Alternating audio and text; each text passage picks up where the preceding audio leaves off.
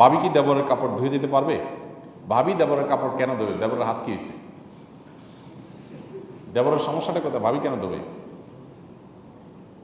হ্যাঁ, দেবর যদি ছোট বাচ্চা দেবর হয়, হতে পারে ছোট মানুষ, তাহলে তো ছোট মানুষ হওয়ার মানে তো তার বাপ মা শক্ত, সেক্ষেত্রেও ভাবির কাছে এটা আসবে কেন?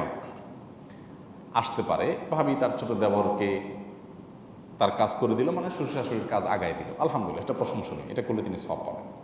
কিন্তু বুড়া দেবর বলতে আমি বৃদ্ধ বলতেছি না, মানে প্রাপ্তবয়স্ক বা বড় হয়ে গেছে, প্রাপ্তবয়স্ক জরুরি না। তো এই দেবরের 12, 14, 16, 18 বছর বয়সের ছেলে তো নিজেটা নিজে করতে পারে, তো এইটা ভাবি কেন দেবে? আমাদের দেশে খুব বাজে একটা সংস্কৃতি এটা, যে বাপ মা আশা করে যে আমার বৌমা আমার এই ছেলেগুলা যেগুলো বিয়ে শাদী হয় নাই, দেবর যেগুলো আছে, এগুলো সবগুলার কাপড় চোপড় দেবো, এদের সবগুলার কাজ কাম করে দেখ, এদের মশাইটা টানায় দেখ।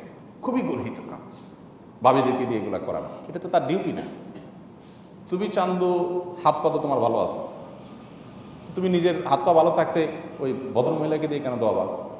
তুমি বিয়ে করার পর তোমার বউ যদি ধোয়, সেটা তোমার বউয়ের ব্যাপার, তোমার বউ তোমারটা ধুয়ে দিবে, সেবা করবে। কিন্তু তোমার আর বিয়ে করছে তোমার ভাই, সেবা করবে 14 গোষ্ঠীর, এই কোন জুলুম?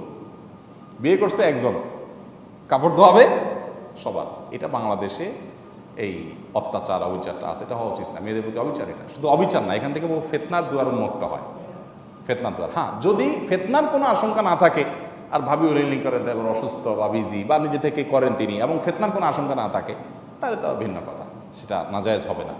কিন্তু এটা চাপিয়ে দেওয়া হলে সেটা অবশ্যই কী হবে? জুলুম হবে। কেউ যদি দ্বিতীয় বিয়ে করে, তাহলে প্রথম স্ত্রীকে যতটুকু অলংকার টাকা পয়সা দিয়েছে, দ্বিতীয় স্ত্রীকেও কি তা দিতে হবে?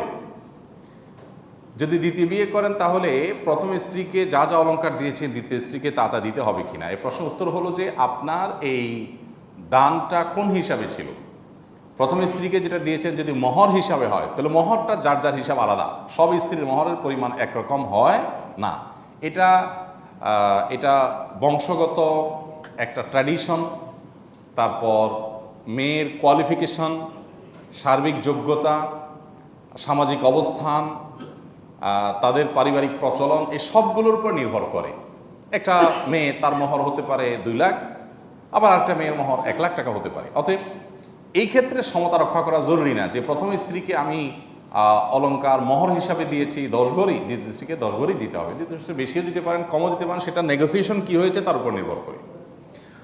আর এই মহরটা, এইটা এখানে সমতা রক্ষা করা জরুরি না স্ত্রীর মধ্যে। কিন্তু যদি আপনি গহনা দিয়ে থাকেন বিয়ের পর আপনার এটা অ্যাজ এ গিফট, তাহলে সেক্ষেত্রে আপনার কী করতে হবে? সমতা বজায় রাখতে হবে। এখানে আরেকটা কথা আছে, প্রথম স্ত্রীকে গিফট হিসাবে বহু স্বর্ণটর্ণ দিয়েছেন, এর বহু বছর পরে এসে দ্বিতীয় স্ত্রীকে বিয়ে করছেন, তাহলে ওই পেছনের সব কাজা কাফারা আদায় করতে হবে দ্বিতীয় জনের পরে। ব্যাপারটা এরকম না।